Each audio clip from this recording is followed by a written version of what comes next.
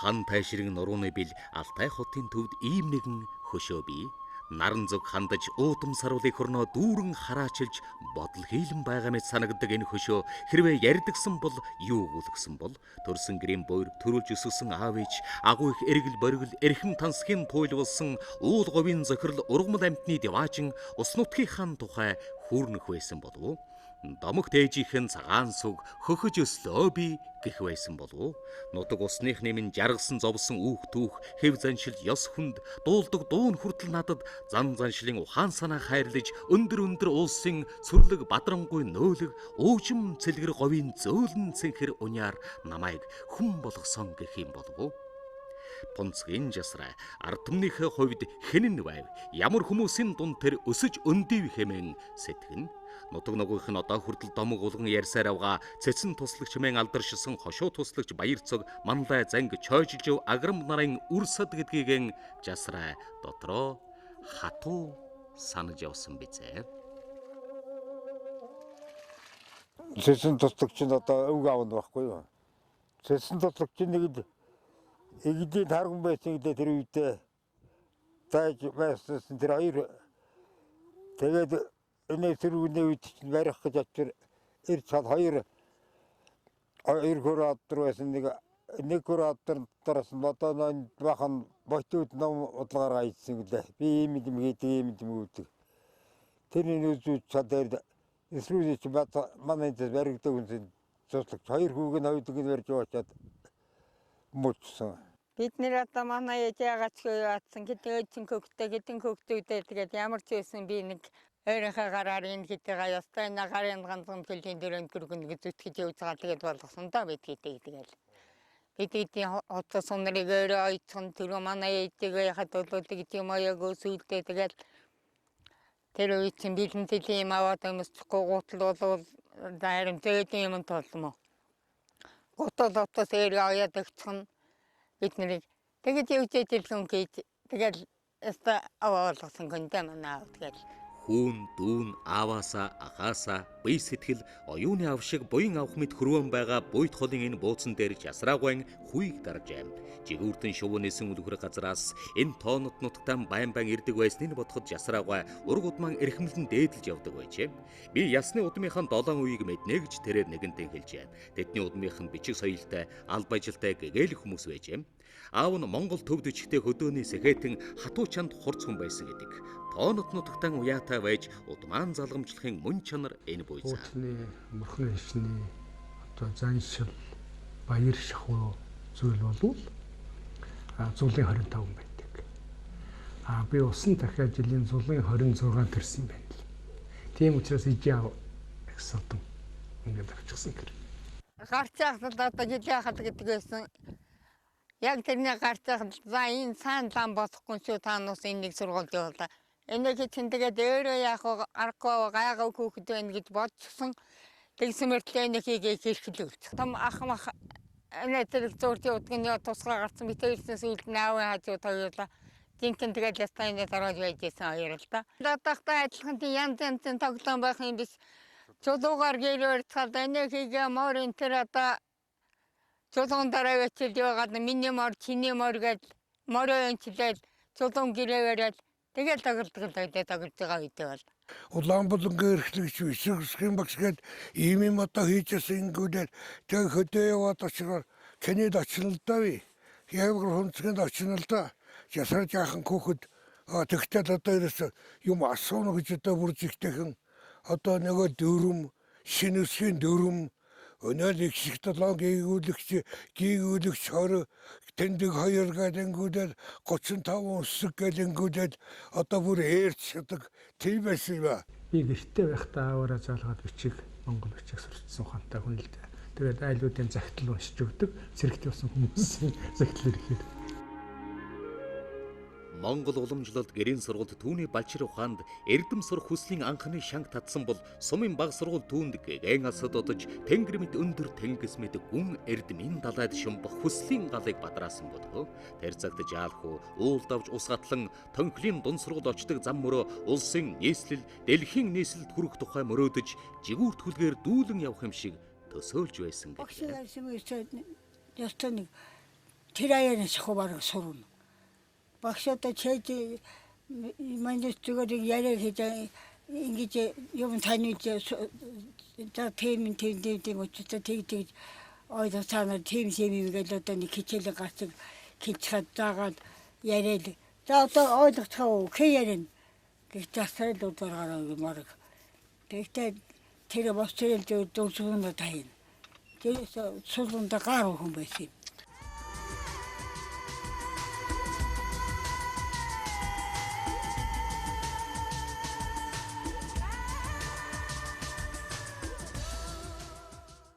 Атуутсаас гэдэг газар байсан. Байж хат нь хасаг ирж идээд нөгөө тийч. Тэгээд буудаг ороод ирсэн. Жил амар эдл гарсан. Адна мөхшөг. Тэр хүүгээд энэ тэт одоо гаргасаа өнгөрсөн гэдэг мусан дээд хаяад том бүүдэрээс ирсэн. Тэгээд зүүн нь одоо ижээ маань нас бараад тэр жил манад их хүн жил байсан. Тэгсэн чинь асманы хасгууд итгэдэг маань баг. Тэгээ нэг юм залтаа амьд гарцсан юм аа. Тэр бол аав өнгөчөнд л гарсан. Яг тэр үед дээрэмчтэй хоёр бүлэг орж ирсэн юм байна лээ. Нэг хэсэг нь алтаасмаар орж ирсэн, нэг хэсэг нь бугуцмаар орж ирсэн. Алтаасмаар орж ирсэн нь тэр утсан алтаасмын хэдэн айлыг нэг ч хүнэлт илүүхөөс тэмтрээд явсан. Бугутаар орж ирсэн нь бол тэгээд нэг маргалж байгаад бидгээд амьд үлдээд эд хөрөнгө мал ахуйгаа дээрэмдүүлээд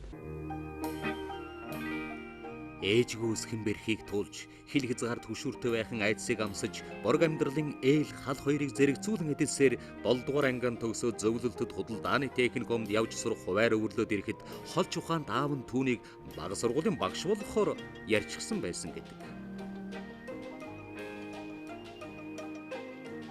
1950 хэдэн онд бол би гоёлтын бижатаа сумын дарга хийжсэн л дээ. Тэгээд сумын дарга хийж явахад бол жасраа танклын сургуулийн 7 дугаар анги төгсөөд аймаг дээр ч нэг 2-3 сарын курс хийж хаад багшлах.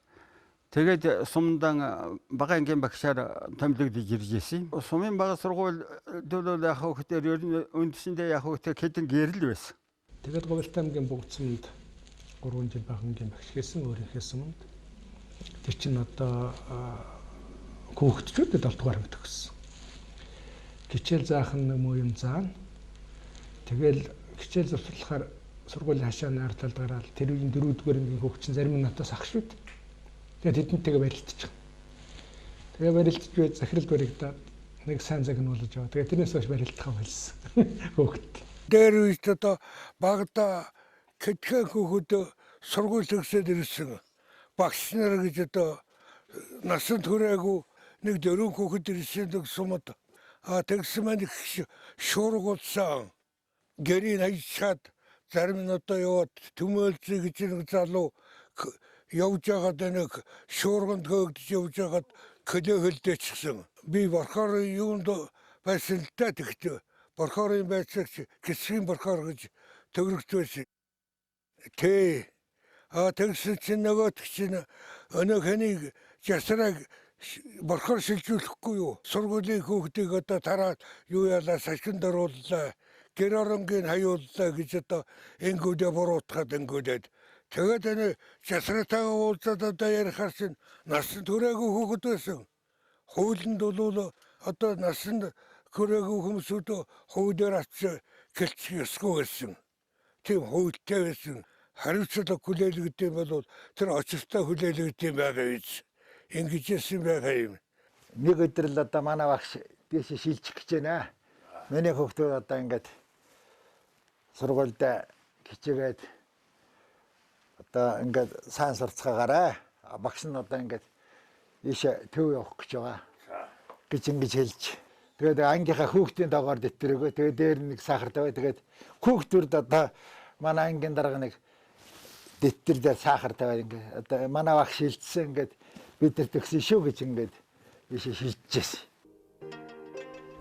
Аавын мэдлийн хүүгээс улсын мэдлэгээрээ улсын түмд алсын морин дөрүүлж эрдмийн оргид хүрхийн хязгааргүй тэмүүлэл гал дул мэтэд үрэлзэж морин хүрдэггүй.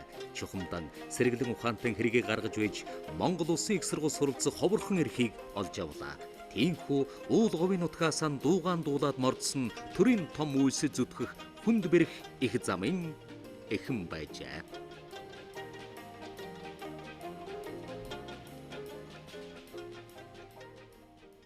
Тэгсэн чинь их сургууль мөртгөж явдаг.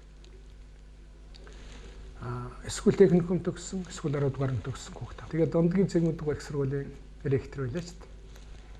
Тэгээд цэгмүүд багштар очлоо. Би ч одоо ингээд 6 жил хөдөө байчихсан хүн чинь одоо нэг боловсрол ахиулыг хийх над байна үстэй. Талтын аваад авдрыг хаждаггүй үстэй. Тийм учраас их сургууль ормоор шалгалт өгмөр байна гэсэн. Гэхдээ чи ч надад тэгээд 7 төгссөн хүн ч бид яадаг байна. Гэхдээ гэгээр л юм шалгаад намайг чинь одоо ардын багш гэсэн үнэлэх өгсөн байхгүй. Тэгэхээр би чинь одоо багшийн техникум төгссөнтэй адил шүү дээ гэсэн. Тэгсэн дунд цэгмүүд багш залтай л да. За чи гээл ямнаас очиод энэ хүн багшийн сургууль төгссөнтэй тэнцэхгүй гэсэн бичгээл хийдэг. Бага сургуулиас их сургууль хүртэлх энэ богинохон хугацаа туусан зам гэхэд түүний ямархан төрлөх чанартай байсныг илтгэн харуулна. 15 настай багш хүү 6 жилийн дотор захирал аймгийн байцаагч төчмөлийн албыг гүйцэтгээд их сургууль багш нартайгаа зиндарахдаг оюутан болоод ороод ирнэ гэдэг бол хар үгээр хэлбэл хаач очсон шоволцоод ирдэг толгойтой аавын хүүгийн шинж мөн байлаа. Энэ Улаанбаатар манайхан хоор зэрэгэлдээ байдаг байл л да. Тэгэхэд бол сайхан одоо олон Монгол гэж ярьдаг одоо манай улаан хөртэй. Тэгээ одоо улаан хөрөө сагаад тэгээд өөрөө одоо бэлчээдэг. Ээш нь эртээ одоо ойлцсон учраас тийм гэр орны ажлыг сайхан хийдэг. Рингийн одоо ийм сайхан хүн байсан.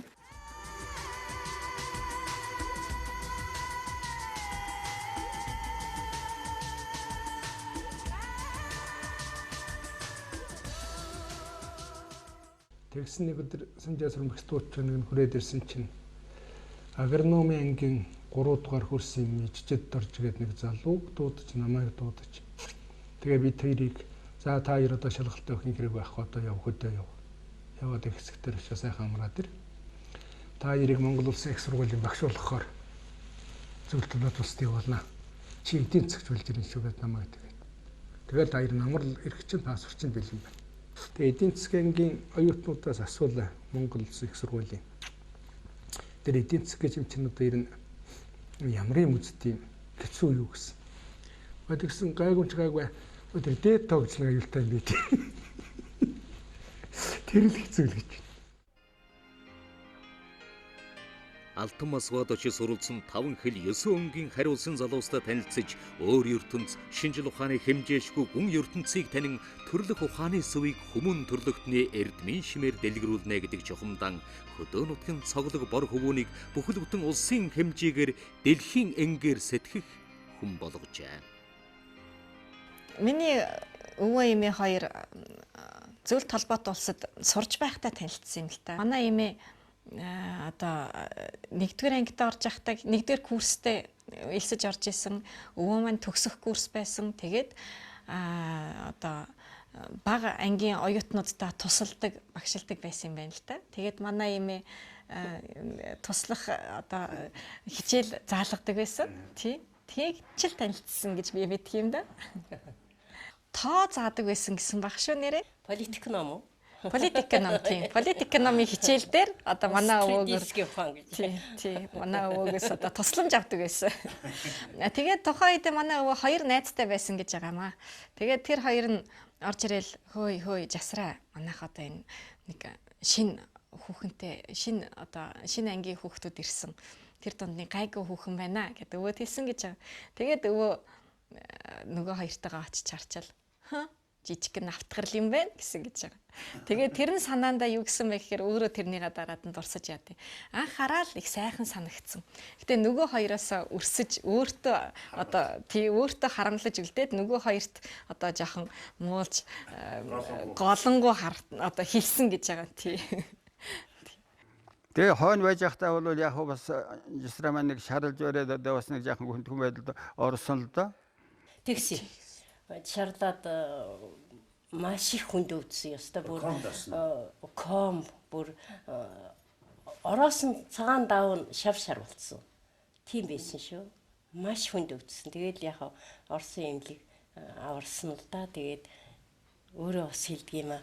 нөгөө бүр одоо ингээл яг өгөхөд бэлэн болчихоо гэвчихсэн чинь радиогоор дуу Монгол дуу явсан.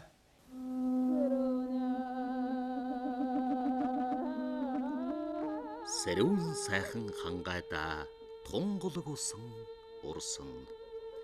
Тэр үед Москва дэлхийн залуучууд оюутны фестивал болж дундгуйн хончин хожимын агуу их дуучин Норб банзад энэ дуугаан дуулж байжээ.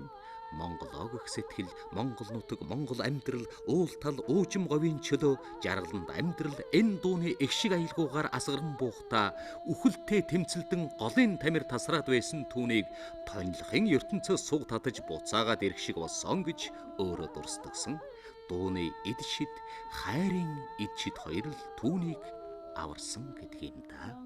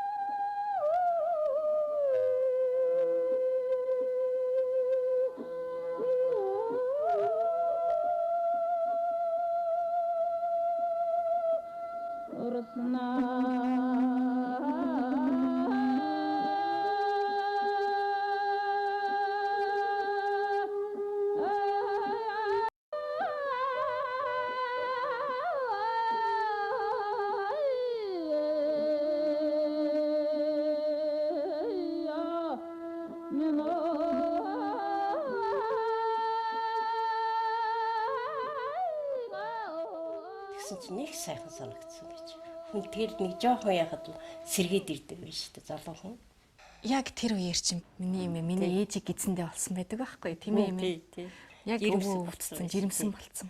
Одоо тэгээ чи энийг ахуулаа. Би одоо ерөөсө тэртээ тэргүй хүн болохгүй гэж хэлсэн л да хөөрхөн амт.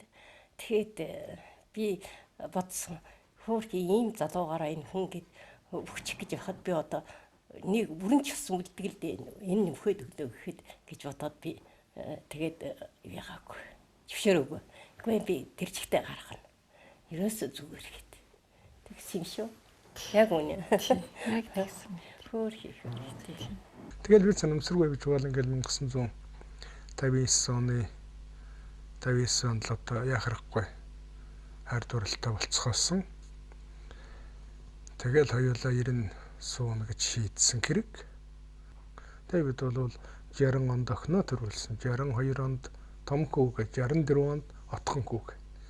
Ингээл хоёр бандтай нэг охинтой юм аа.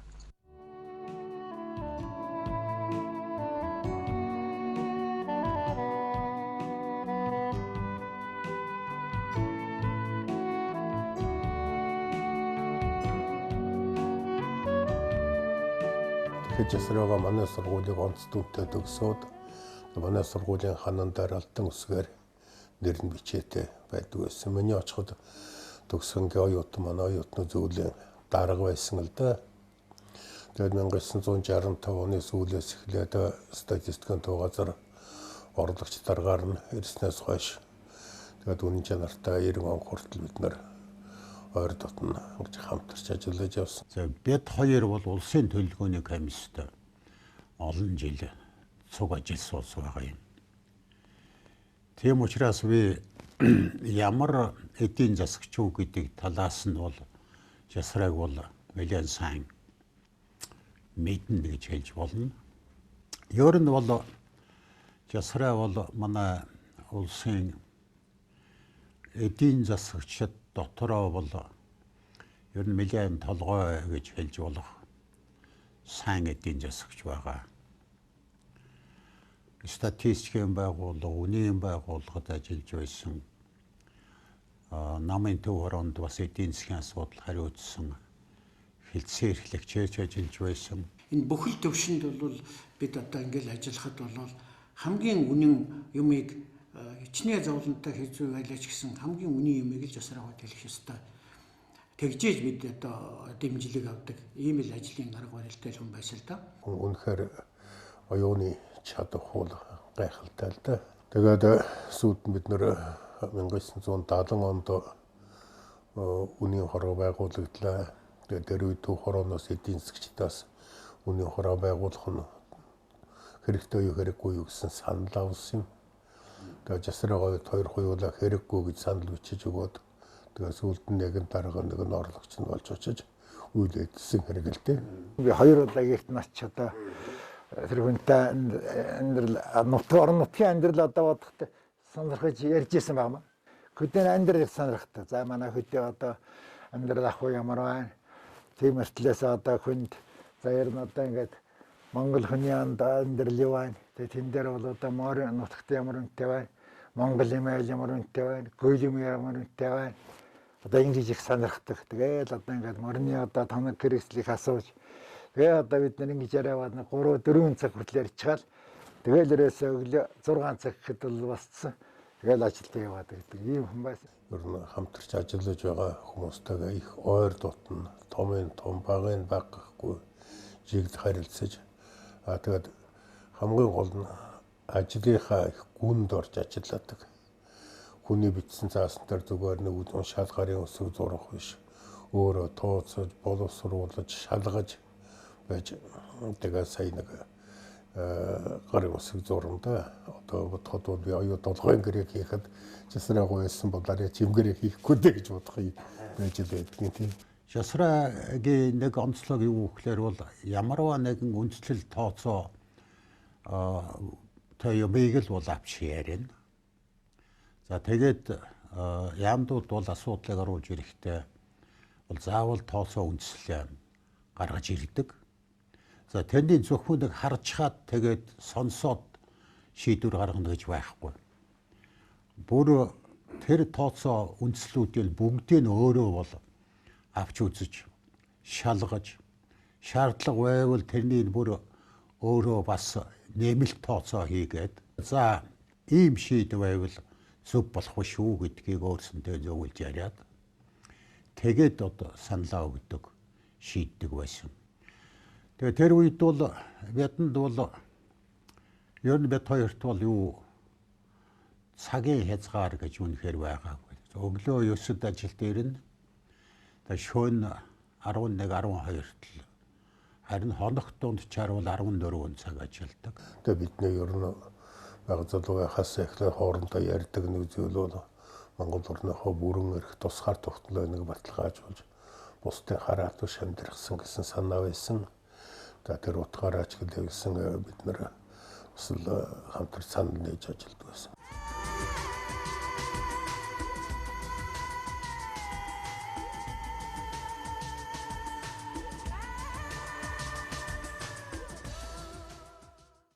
Пунцгийн жасраа гэдэг бол Монгол ард түмний хувьд гавьяат эдийн засагч. Монгол улс орныг хямралын үед нь хонглын үзүрт гэрэл харагдана хэмээсээр гэрэлт гаргаж ирсэн ерөнхий сайд. Гагцхан миний хувьд бол миний хайртай л өвөө. Бид өвөөгөөс одоо ачцээ арвуулаа л да.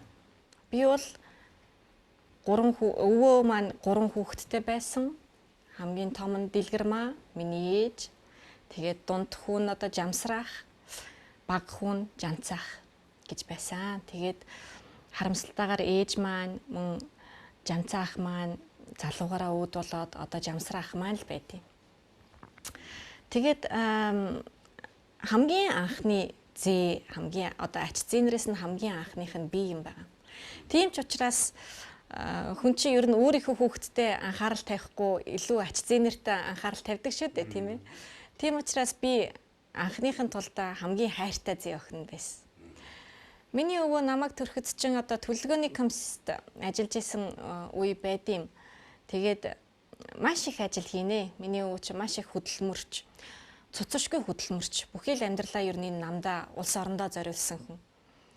Тэгээд миний ээж их ухаантай, их залжин хүн байсан л да. Тэгээд ажлынх нь гадаа намайг авчираад цонхоор нь одоо доороос нь хашгиралдаг гэсэн гэж байгаа. Өвөө гэд. Тэгээ одоо тухайн хамт ажилладаг хүмүүс нь ч ярьдیں۔ доор нь ариунаа ирээл ганц өвөө гээл хаширхлаар дарга бүх юмаа хумайл гараад явдаг байсан гэдэг. Тийм л эрх дарахтай байх юм байлаа шүү дээ би. Жасра аргаар биш оюун ухааныхын хүч чадлаар сайд нарын зөвлөлийн 1-р урлагч болоод байснаа өөрчлөн байгуулалтын шуургуулахад ёр сандарч твдэж гомдож гутраагүй гэдэг. Учир нь тэр улс орон эдийн засгийн хараат байдлаас гарахыг хүсдэг байсан. Учир нь тэрээр улс орныхоо эдийн засгийг цусны эргэлттэй жишин бага даралтан дээд даралтынхан дээд талд гарчихсан уруу хамааралтай болчихсныг тооцсон гаргасан хэдхэн хүний нэг нь байсан юм.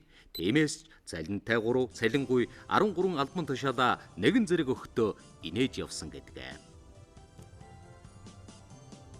90 он гэдэг чинь бол улс орон гэдэг чинь ерөөсөө л одоо сүрдсэн байсан шүү дээ. Ерөөсөө дийлгүүр та бүгд мэднэ одоо ерөөсөө гойм бараа юу октав сайз өөрийн байх. Картын бараанд орцсон. Тэгээ ховчл нэрээр баахан одоо үйлдвэрүүдийг одоо нэг синкриагаан тасалбар гаргаад ингээд үйлдвэрүүдийг ховчилсан нэртэй боловч одоо энэ шиг ноос моос гэдэг энэ одоо хөнгөн үйлдвэрүүд чинь бүгдээрээ ажилладаг болцсон. Ингээд ерөөсөө энэ чинь улс орон гэдэг чинь нөгөө эдийн засгийн уналтаараа 10 жил хойш ирсэн.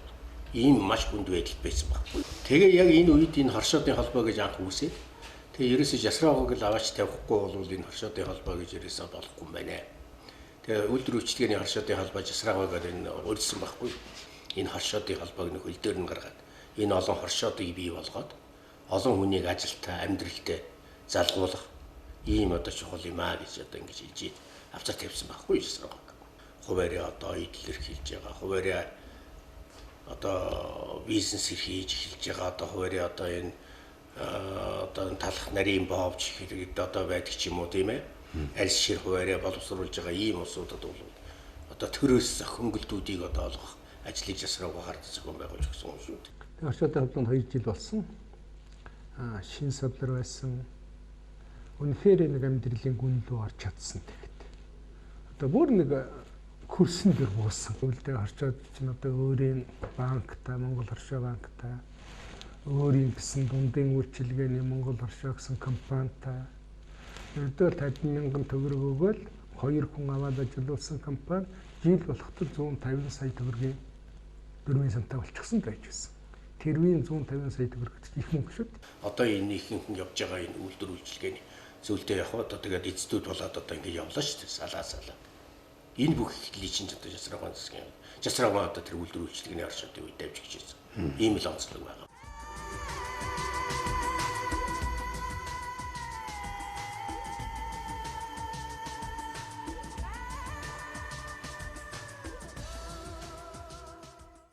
Тэгээ байж байсан тэгтэл тэгэл намайг өдөр төгсгөл дээр бас дуудлаа.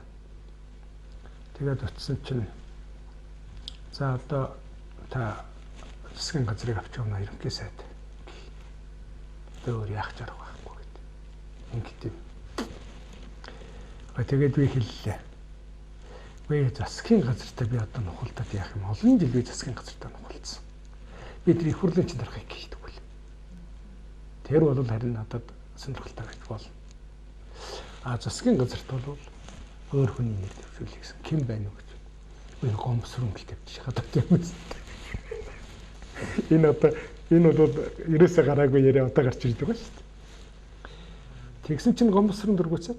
Би тэн дээр нөгөө ерөнхийлөгчийн хувьд санал гаргаж сонгуульд олон хулсан эрх авч намынхантай зөвшөлдөх ёстой. Тэрнийхээ дагуу би одоо юуны Пүрэв дөржийн нэрийг дэвшүүлж хувьсгалт намынханаас жасраагийн нэрийг дэвшүүлье гэж одоо саналыг хүлээж аваад тэгээд жасраагийг ерөнхий сайдаар томилуулах тэр саналаа би улсын их хурлд өргөн мэдүүлж тэгээд жасраагаа ерөнхий сайдаар томилуулсан. Тэгээд бид бол гарна ижил ажиллаж байсан. Тэгээд ер нь 92 онд ерөнхий сайдын ажлыг жасраагаад өгөхдөө социализм мож байгуулна тэр иргэний нийгмэж байгуулна за ямар ч байсан Монгол улсынхаа тусгаар тогтнол бүрэн эрхийг нэг аваад явчихна гэсэн бүрэн итгэлтэй л ажиллаа өгж байсан л та тэр үед. Үндсэндээ маш хүнд байдалтай одоо засгийн газар авсан шүү дээ. Доллар $1 цент байхгүй. 4 тонн алтай нөгөөх мөрөгтэй тоглоомд хийгээд алдсан. Тэгээд одоо Жасрагын засгийн газар бид засгийн газар бүрдүүлж яхад юу яасан гэхээр зэрэг импикиац гэдэг чинь бол 50% төрсөн. Улс орны эдийн засгийн өсөлт 10 жилээр хоошоо горцсон. Картын бараатай.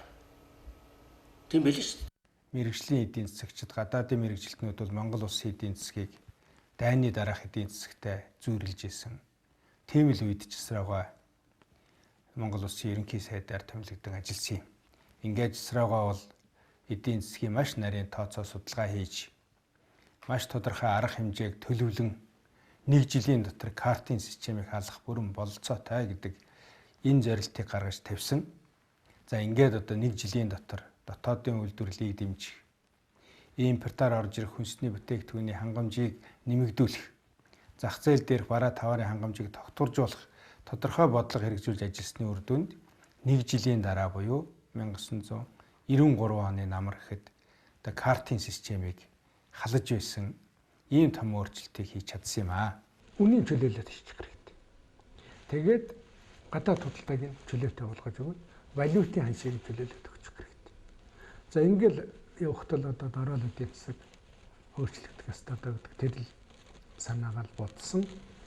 За ингээл хийх гэсэн чинь нэмэгдүүлэх гүйлгэнд гарах төгрөг байдаг. Гонконг захиалаад үйлдвэрлүүлчихсэн. Үйлдвэрлүүлсэн хөлсөө төлөх гэсэн чинь төлдөг мөнгө нь байдаг. Тэгээ яг 92 оны 12 дугаар сарын 31-нд тэнд үйлдвэрлүүлсэн байсан мөнгөнийхээ зарим хэсгийг татаж аваад цөөхөн доллар хурааж байж тэрүүгээр авчираад тэгээ тэр чин цалин хөлсөг 2 дахин нэмээд долларын ханшийг 40 төгрөг 1 доллартай тэнцэнэ гэсэн авлаа ханш байсныг нь 80 болгож өгөөл. Тэгээд хагас алхам хийсэн.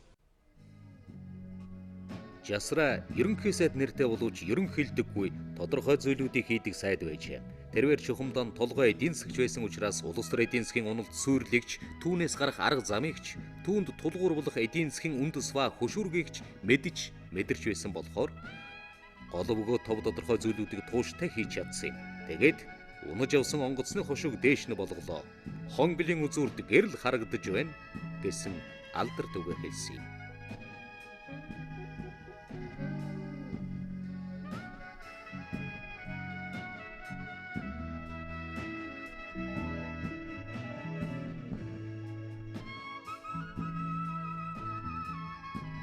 Төвлөрсөн төлөвлөлт эдийн засгийг зах зээлийн эдийн засаг руу шилжүүлэх тэр их эгзэгтэй үед шийдвэрлэх зүйл бол өмчийн асуудал байна.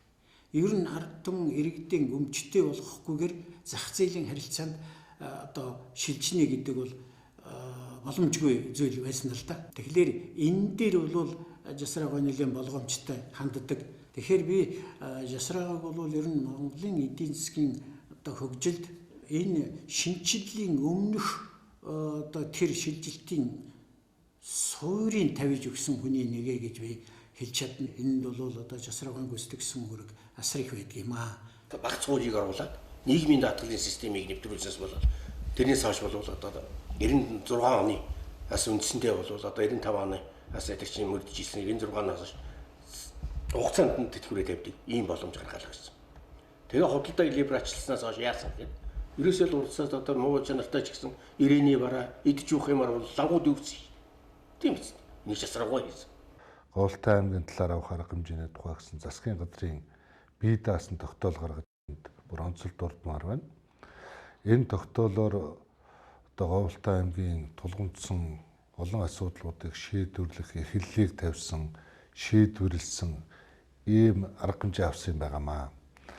За манай аймгийн одоо эрчим хүчний асуудал хэзээ л их төвөгтэй байсан. Тэрнийг шийдвэрлэх чиглэлээр одоо авсан арга хэмжээ нь таашрын усан цахилгаан станцыг барьж байгуулах бүр анхны заалтын тогтоолд орж хөрөнгөний их усүрийг шийдэж өгч ирсэн байна. За бургастай бомтыг одоо байнгын ажиллагаатай болгох, бомтын тогтчлт хийх асуудлаар тухайн үеийн ханшаар одоо 300 гаруй сая төгрөг гаргаж бомтын барилга байшин барьж өгч ирсэн байна. Яг өнөө маргаашгүй тулгымдчиход байсан аймаг харанхуй болчиход байсан яг тэр үед өмчөвчлийн комиссаас их усүр гаргаж аймгийн төвд шинээр дээжлэх станц авч өгч ирсэн.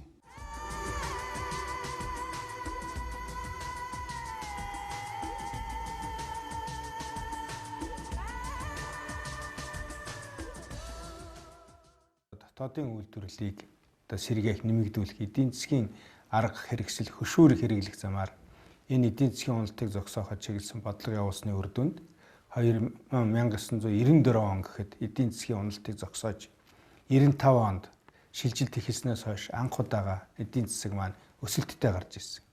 96 онд энэ өсөлт баталгаажсан.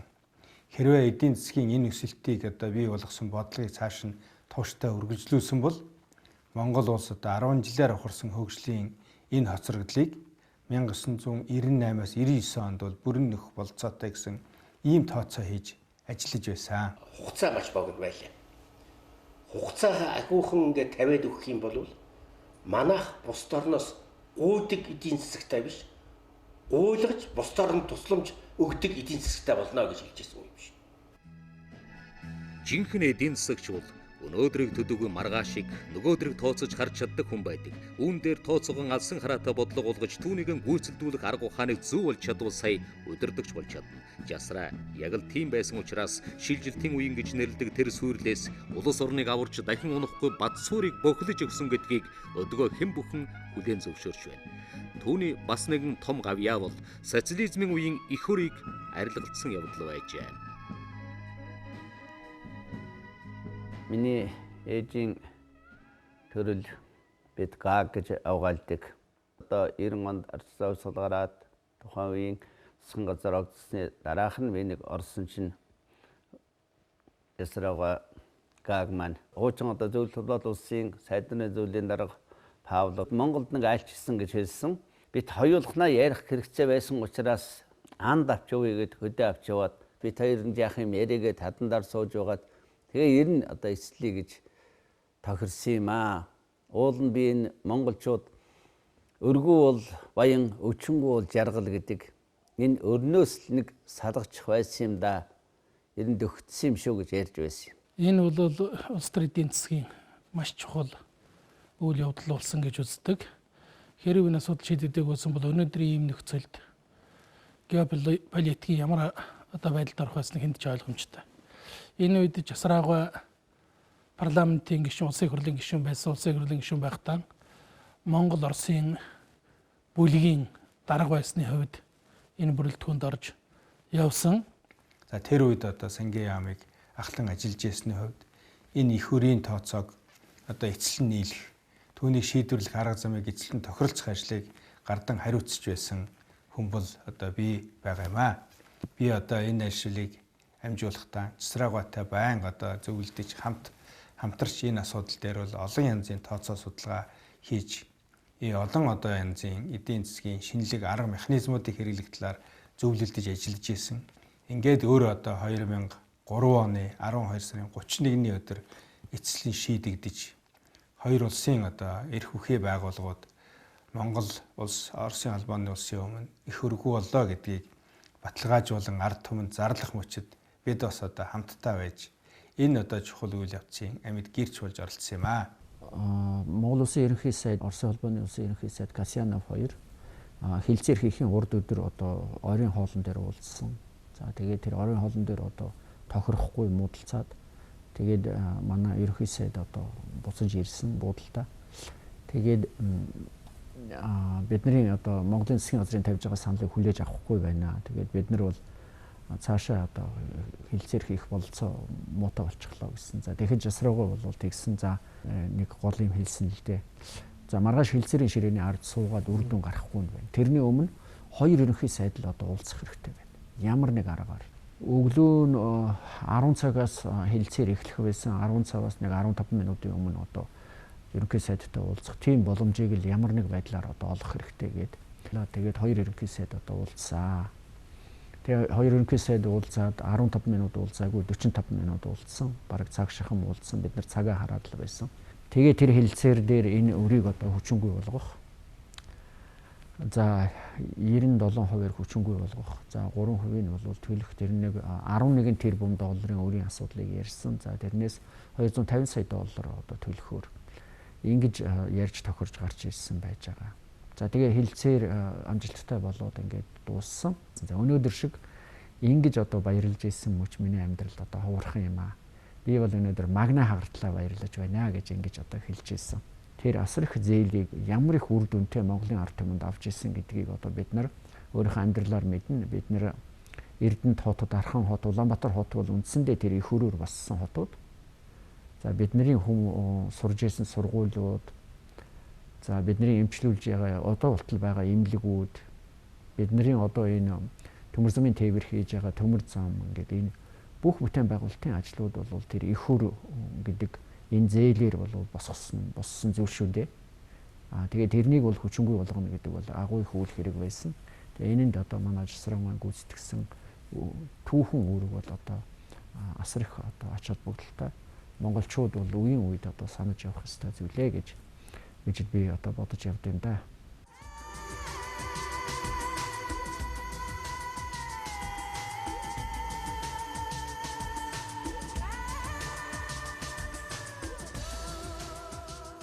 Сайд нарын зөвлөлийн нэгдүгээр орлогч дарга багт нь туслах нь мөн ерөнхий сайд багт нь ерөнхий сайдын эдийн засгийн бодлогын зөвлөх, ахлах зөвлөхөөр нь ажиллаж хоёр ч сонгуульд бид хамт одоо Говьалтай аймгийн одоо 9-р тойрогт бол сонгуульд оролцож байсан.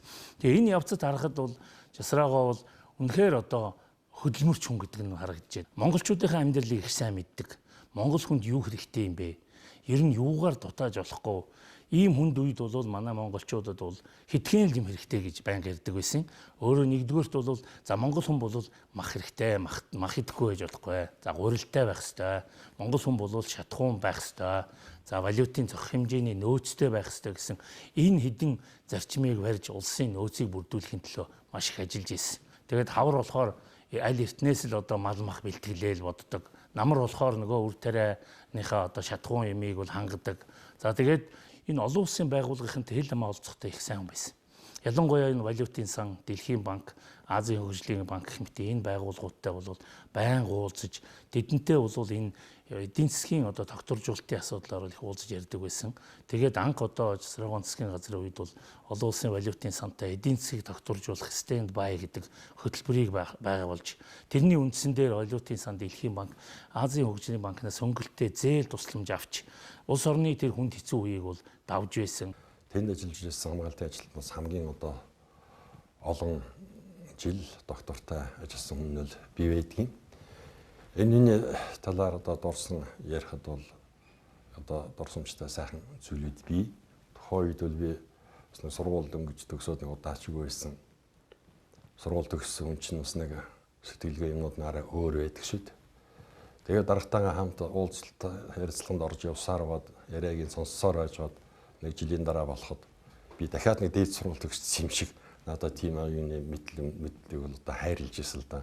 Тухайн үед бол одоо тэгж өөрт яг мэдрэгдэж ирсэн. Би хүмүүсэд ч бас тэгж ярьж ирсэн. За хувийн талаасаа бол их уян зөөлөн сэтгэлтэй юм хүн. Нэг жишээ одоо дурсамж дурдаад ярихад бид нэр Дорнот аймагт одоо нэг ажиллаар явж байгаад өглөө эрт Матад сум руу гарсан. Өглөө 5 цагт. Орон нутгийн удирдлагууд дагалдан явж байгаа хүмүүсүүд бол бас нэг чон харуулж юмсан гэсэн бодолтой байсан байх. Тэгээд нэг уул толгодын ороо дээр гарч дорндаад ийштэйшээ харж байгаа. Тэгээд амтэн харагдаагүй бид тэр ингээд цаашаад ингээд аяллаа үргэлжлүүлээд явсан. Дараа нь дарга маань тэгж ярьж ирсэн. Энэ олон машинтай хурдан буутай хүмүүс чон гарвал юу үлдээх вдэ? Дорн л хятадчин шүү дээ. Би чон битгий тараасаа л гэж бодож байлаа гэж ярьж явах шээ. Нэг удаа энд манай сумд ирчээд тэр ерөнхий сайд байхдаа аавынхаа өөрийнхөө төрсэн газар очно гэж бидэрт 4-5 машинтай явлаа. Наадлынхын даваагаар даваад бие хамгаалагчид ерөнхий сайдыг бол ийм газараар машинаар явуулахгүй. Одоо ерөөс аргасан холбоо барин нэстэг тэрэг дуудана. Энэд бол машин явахын арга алга гэдэг тийм шаардлага тавьсан сумын дараа удирдлагуудад. Тэгсэн Жасраагаа би энэ чинь баг багтаа хон хариулаад зөндөө давж яасан гэж хэлчөөд явган алхаад тэгээд дөрсөн газар очиж ирсэн юм аа. Би тэр 2004 оны сонгуулиар манайд ийсэн хүүтэйгээ нэг хүүтэйгээ. Тэгээд нэг цаа хоол идж байгаа нэлийн яаж хийсүрэ тэгээд зураг авахудад явсан хөрх юм. Би хоёр хүүтэй ганц охинтой охиноолцоод тийм дээр би хөөгөгдсөн гэл надад зөвл яаж л байсан хөрхий. Тэгээд би чи 50 жил дээр 2004 онд нэг уулзаад тэрнээсээ суулзаагүй. Тэгэл ийм цөөхөн жилийн дотор би тэр хоёулах нь л байсанс надад тэгэл өөрсдийн 10 атсан өөрийн 2 байна. Дээр нь хүний 2 гөөхөн одоо 2 бэр. Ингээл чинь бөөн том айл болчих юм л да. Цагаан сарын тэр болох бол манайх өнөр өтгөн шүү дээ.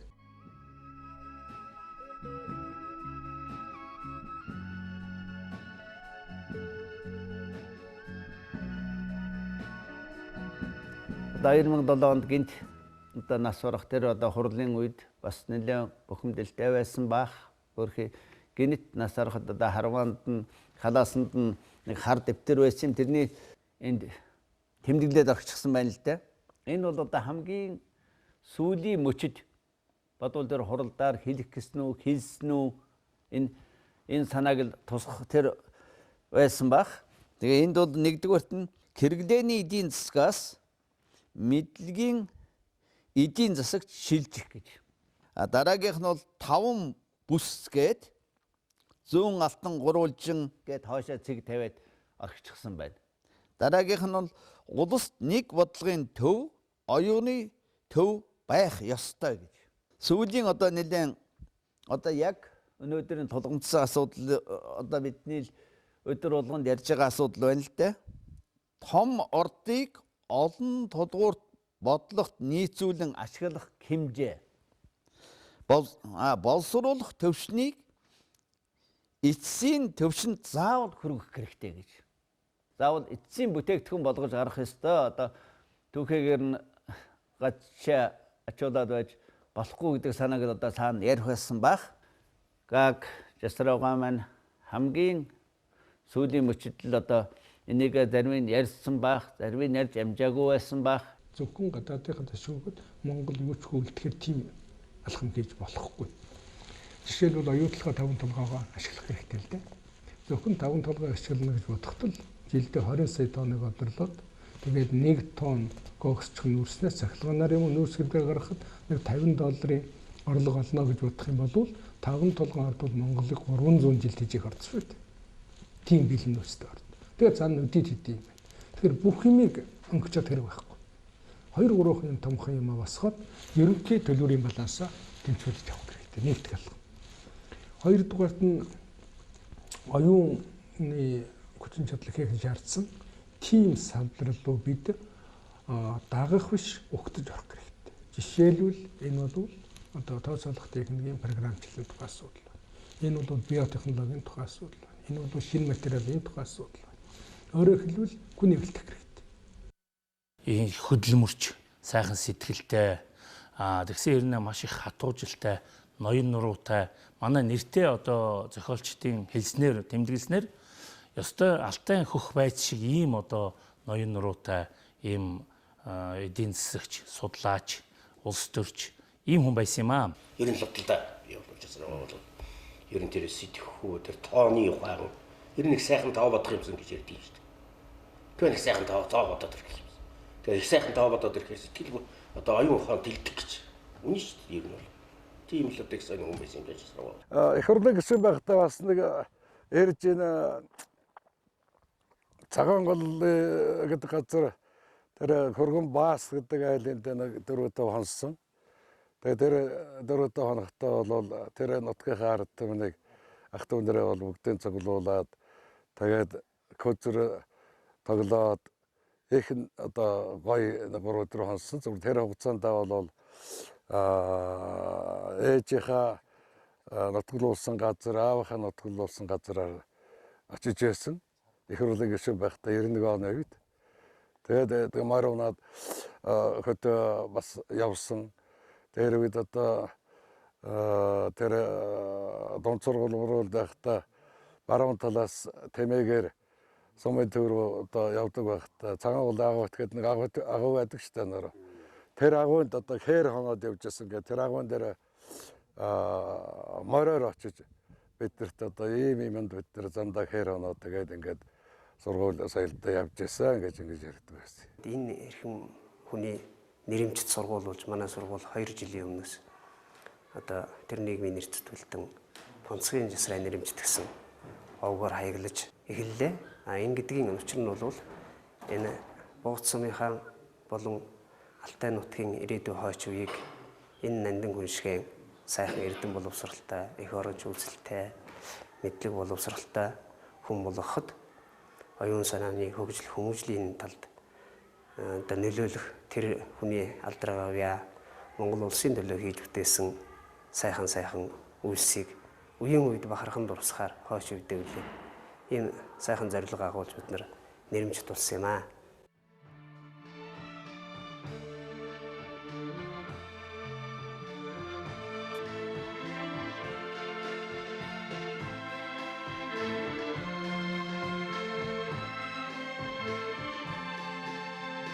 Эцгийнхээ төрсэн газар болох энэ тохиолсон бугдсан хоёрын заг дээр байх шүүтийн ганганы буудлын гэдэг дээр одоо ирж байна.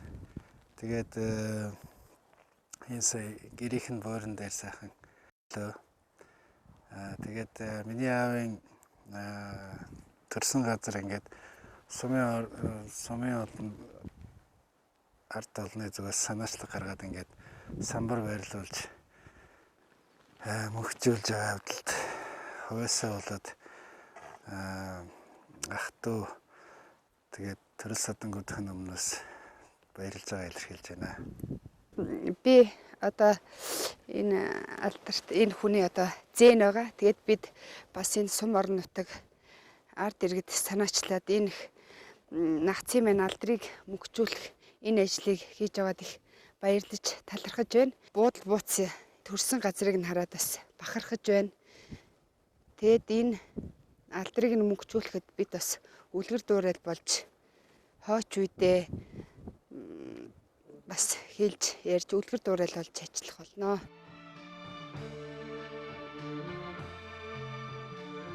Би холбооны бүгд найрамдах Герман улсад 8 жил сураад ирсэн хүн. Миний сурсан мэрэгжил бол улс төр судлал, нийгэм судлал, түүх, мастер зэрэглэлээ хамгаалаад ирсэн. Тэгэхээр бол би өөрөө мэрэгжлэрээ улс төрч хүн байх ёстой. Улс төрч хүн. Тэгээд ингээд өвөөгийнхөө үйлдийг үргэлжлүүлнэ гэж бодглохлээр надад үнэхээр маш их том ачаачиг тийм сэтгэлийн сайхан тийм зориг тий одоо хүний хувь тавилан гэх юм уу.